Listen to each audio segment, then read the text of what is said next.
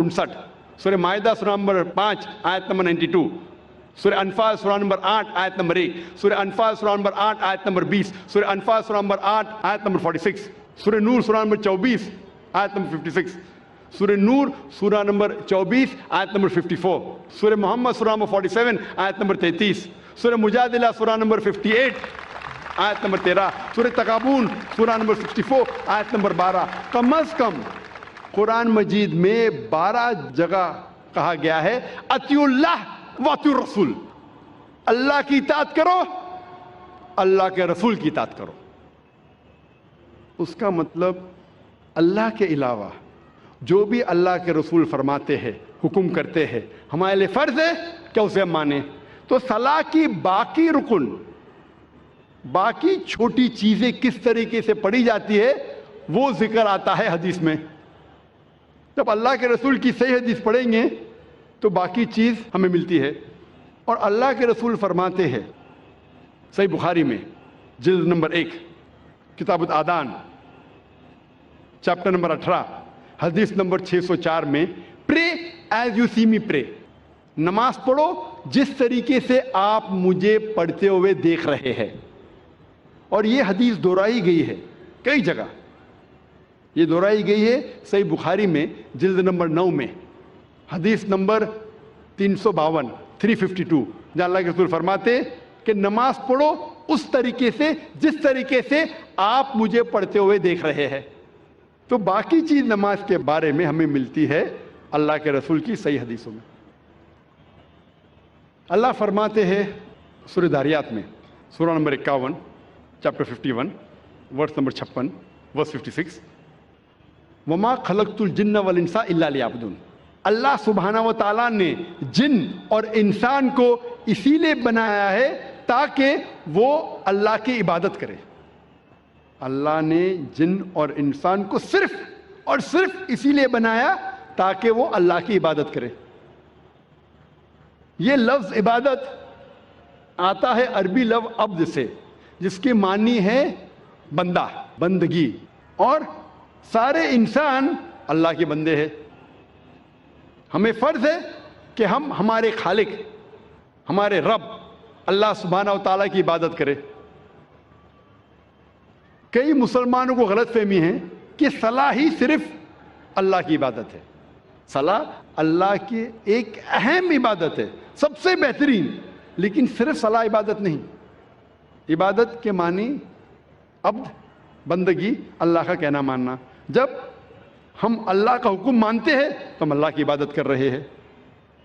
अल्लाह जिस चीज से हमें रोकता है हम उससे परहेज करते हैं, हम अल्लाह की इबादत कर रहे हैं। लेकिन सबसे बेहतरीन इबादत है सलाह।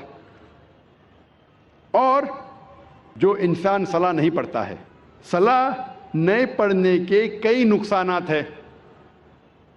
जो इंसान सलाह नहीं पढ़ता उसका ईमान कमजोर होता है। हो सकता है कि वो अपना ईमान भी गवाए।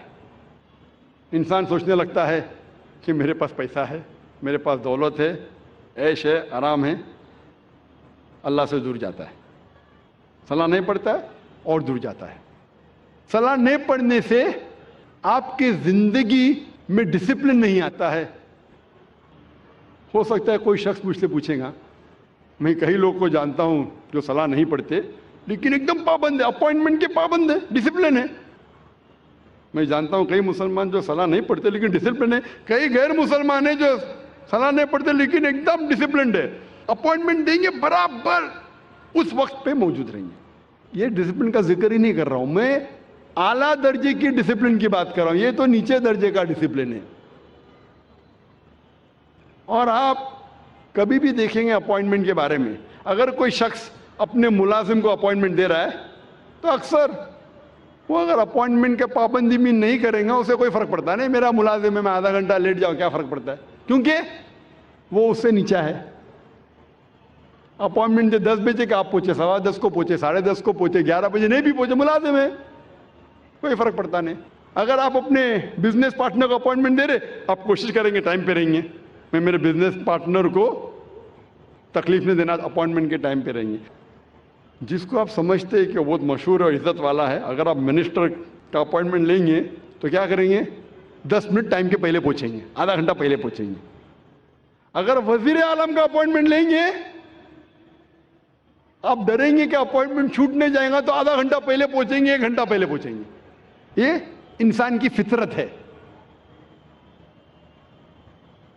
जो आपके नीचे है उसकी आप कदर नहीं करते, जो बराबर है कदर करते, जो ऊंचा है मशहूर है ज़्यादा कदर करते। इस लिहाज से अगर मान लो ये चीज़ सही है, मान लो क्या ये अपॉइंटमेंट का तरीका सही है कि अगर टक्कर का है तो मैं टाइम पे जाऊं, ज़्यादा ऊंचा है तो और एहतियात रखो। जब आपका अपॉइंटमेंट आपके रब के साथ है तो कितनी पाबंदी आपको करना चाहिए, और रब का मुकाबला मखलूक से कर ही नहीं सकते। अगर वजीर को मिलने के लिए इतनी पाबंदी कर रहे तो अपने रब को मिलने के लिए कितनी पाबंदी करना चाहिए आपको। रब का मुकाबला वजीर से हो ही नहीं सकता है। वलम यकुल्लहु कुफुवन अहद, उसके जैसा कोई नहीं है। तो मैं उस अपॉइंटमेंट की बात कर रहा हूं, ऊंचे दर्जे की। अगर सलाह से दूर रहेंगे तो आपकी जिंदगी में डिसिप्लिन आएगा ही नहीं। जब वजीर आपका थोड़ा फेवर करता है तो आप हिल जाते हैं, उसके लिए कुछ भी करने को तैयार है। हमारा खालिक आपको जिंदगी दी है, हमें जिंदगी दी है, हमें इतने नियामत दी है, हम कितना शुक्र अदा करते। और जो सबसे बेहतरीन नियामत है वो तो हम कभी सोचते भी नहीं। मैं आपसे पूछना चाहता हूं कि सबसे बेहतरीन नियामत क्या है जो जरूरी है आपके लिए जीने के लिए? क्या है? क्या है? हवा। शायद आपने तकरीर सुन चुकी है पहले। हाँ, मैं पूछना चाहता हूं कितने लोग हमारे खालिक का शुक्रिया अदा करते कि हवा जो हमें चंद मिनटों के लिए नहीं मिलेंगी तो मर जाएंगे। चंद मिनटों के लिए हवा नहीं मिलेंगी, हम बोलते या रब शुक्रिया, आपने हमें घर दिया, आपने हमें गाड़ी दी। कितने लोग शुक्रिया अदा करते पानी के लिए, कितने लोग शुक्रिया अदा करते हवा के लिए। ये जीने के लिए जरूरी है। जब मैंने मेरे बच्चों से कंपटीशन लगाई कि सबसे ज्यादा आप क्या शुक्र अदा करेंगे अल्लाह का, तो एक से बढ़कर एक जवाब था।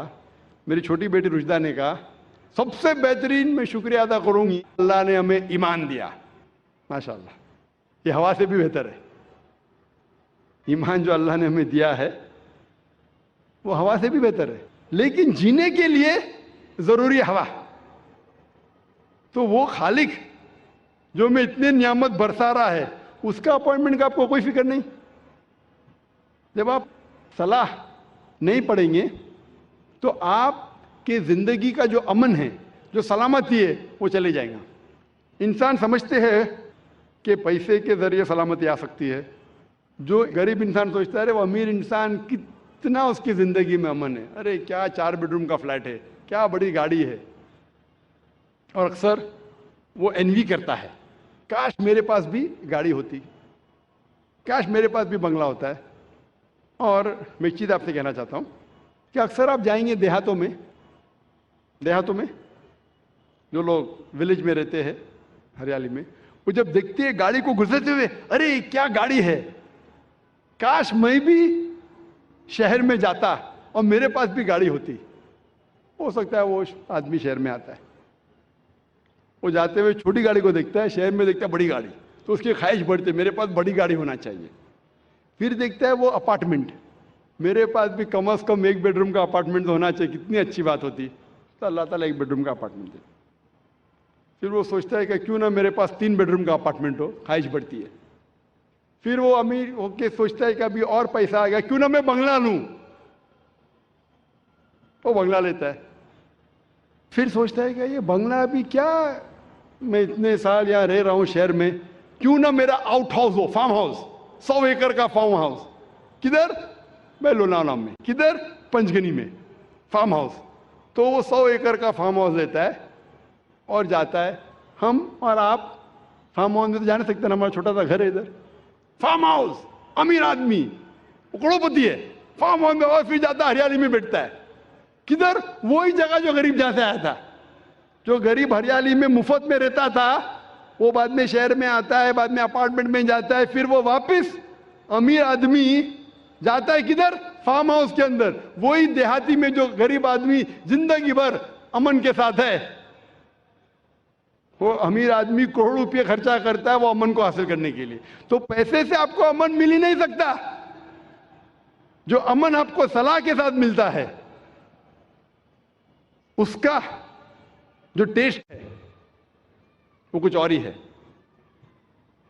صلاح پڑھنے کے کئی فائدے ہیں. سب سے پہلے صلاح نہ ہی آپ کو روحانی دوائی دیتا ہے، جسمانی بھی الحمدللہ فائدے پہنچاتا ہے. نہ ہی روحانی فائدے صلاح پڑھنے سے، جسمانی فائدے بھی ہے.